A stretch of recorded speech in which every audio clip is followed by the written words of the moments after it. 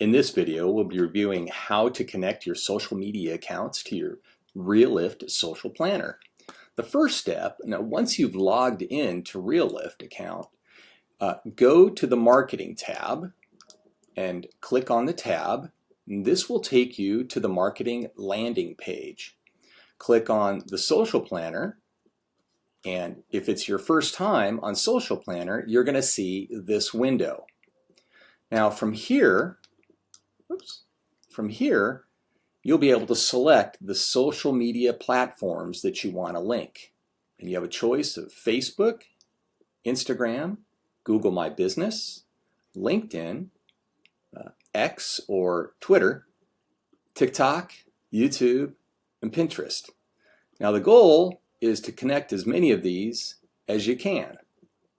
And you're going to be prompted to log in and authorize RealLyft to manage your profiles. Here's an example. Now in here, you connect your information. You're going to log into Facebook, and that'll connect your Facebook as well as Instagram for this particular connection for Instagram business.